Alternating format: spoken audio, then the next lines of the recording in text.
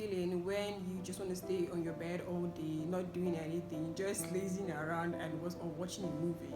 We all have that feeling, but that's not being productive. And I was once in that boat because I just want to just lazy around, not doing anything, and all of a sudden I realized that things were not just going the way I wanted it to go, and I was always blaming myself for not doing this. And let me give you guys pro tip on how to stop blaming yourself and actually get up. And the first thing I want to talk about is get out of your bed. It's as simple as it sounds, but it's not an easy thing to do.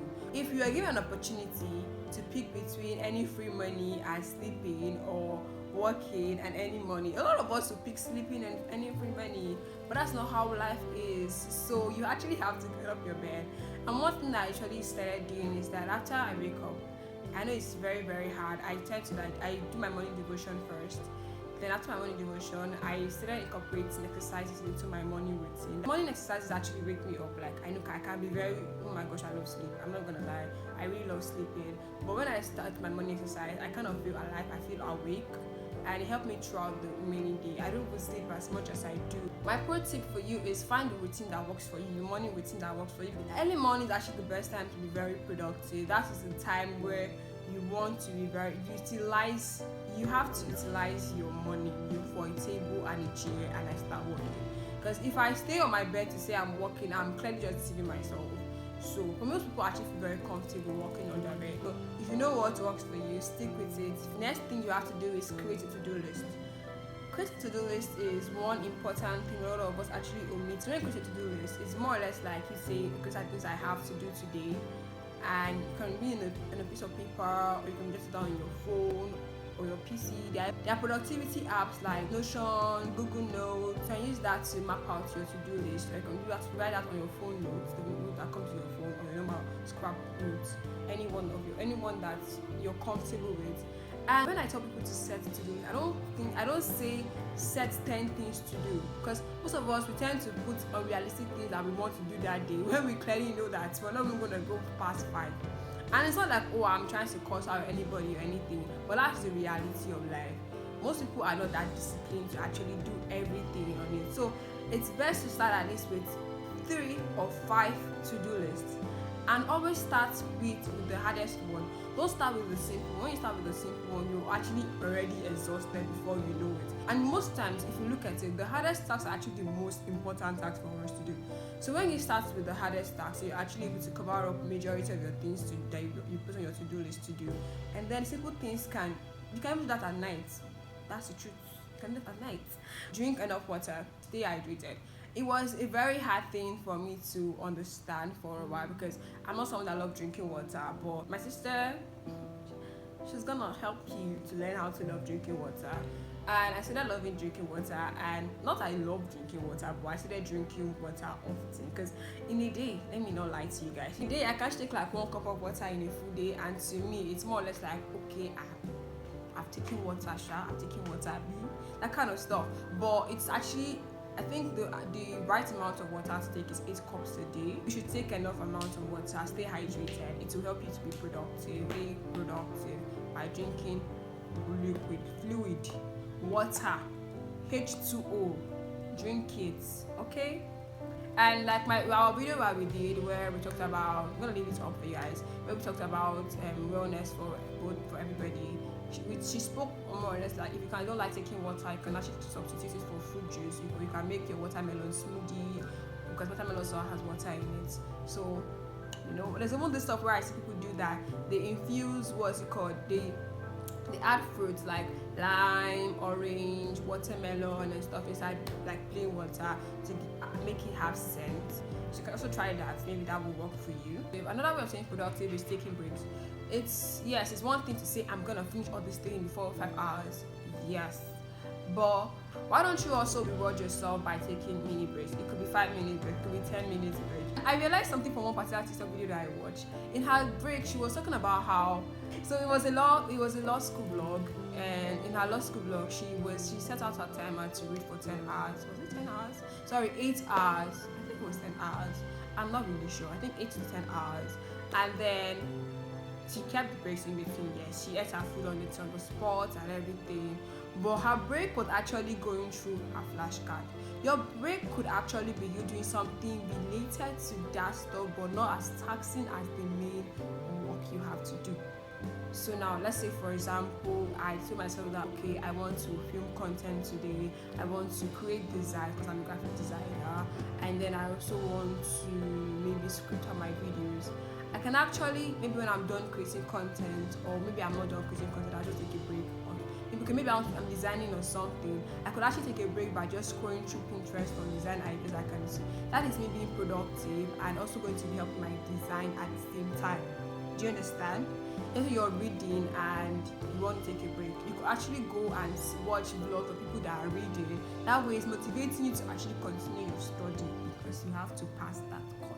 A lot of us procrastinate, which is so normal. When it's not normal is when you actually do it consistently. That way, you're no longer productive. You are just whiling away time. You're just lazy. That's where laziness thrives. Laziness thrives when you're not being productive. That is as simple as I can put it. I read somewhere and it says if it takes you just 2 minutes to do it, get it done ASAP. Do not push it to another time. One thing I would advise is if you procrastinate a lot, try and master the art of self-discipline. It's one thing I also pray to God for. I always pray to God that God should give me the spirit of self-control and self-discipline, because it's really not easy to actually be disciplined. It's really not easy. I feel like most people have cultivated the habit of self-discipline. But if you're like me, that you're still mastering the art of self-discipline, you can pray to God for the spirit of self-discipline and He will give it to you. So yeah, that is my tip on procrastination. Do not procrastinate, guys. It's not good. It will make you lazy and broke. I feel like this year most of us want to bag good money. So if you want to bag good money, do not procrastinate. Shut that TV off, shut that phone off, and work.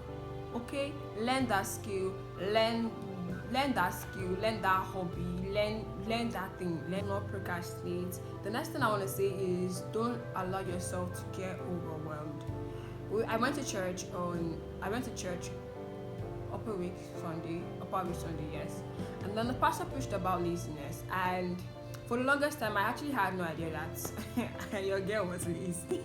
Okay, I knew that I was lazy, but I had no idea that this was the particular laziness that was just holding me. And he talked about these types of laziness, and he said the psychological laziness, because I generally have the stuff where I want to work, but I already get overwhelmed by the amount of work I have to do before I even get that job done, leading to me not even doing that work at all. And then he said there's a psychological laziness, and I had to read about it. I read on it, and I was like, oh wow, this is it. This is what it is, because I feel very overwhelmed by the amount of things I have to do, even though they're not even much. Because when I calculate it sometimes, I'm like, this is not even much. Most time I just feel like, oh, this is a whole lot. When I know that it's not a whole lot, but my mind is really like it's a whole lot. So I started praying about it, and I started working towards it. So I realized that I need to take things bit by bit, and I'm also putting out to you here. Take things bit by bit. Don't allow yourself to get overwhelmed by the amount of stuff you have to do. If it takes that okay, you did only 2 things in a day, kudos to you. You actually did a productive day that day. It does not have to be that you did like 15 things, 10 things, 5 things. No. If it's just 2 important things that you did, that is a good step. And if it takes you breaking it, my dear, break it. You're not in a competition with anybody.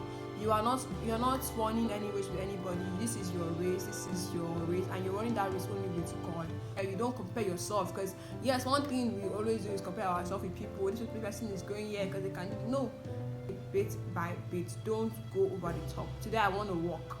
I'm going to learn virtual assistant. I'm going to learn this new skill. I'm going to learn it. I'm going to learn how to code. Learn it. Take it bit by bit. You are not rushing anywhere. Your time is your time. But then if it's a deadline, please rush you. Please rush. You have to submit that to a client. Please rush. Don't be like that. Please rush. But I'm just on a serious note though. The next thing is having an accountability partner. When you're being productive, you should have it's advisable to have an accountability partner. If you're someone that you're battling with laziness, it's best you actually have an accountability partner that can actually help you. Someone that you're accountable to, that can actually check on you and know, oh, have you done this? Have you done that? There are people that are like that. If you have friends around, if you have family members, siblings, anybody around that can be your accountability partner, that will help you in your productivity. So I have apps that can actually help you stay productive. And the first app I have Trello or Asana, and those are project management tools that you could use. I also have Notion. A lot of people know Trello and Notion. Notion is actually for planning, note taking, and creating to-do lists. And there's Forest. That's the Forest Focus app. That's especially for people that want to study. Like you're growing this mini tree. Then I used that Forest for the first time. I was like, what is growing? But that's by the way. You're growing this mini tree on your what's it called, on your phone. Yes, you cannot use anything for the meantime until you're done with that particular work. Then there is Google Calendar to schedule your date, schedule your time, schedule everything, schedule. Basically, Google Calendar is mostly for scheduling. You can schedule your whole day to-do list on Google Calendar. Try creating a milestone for yourself.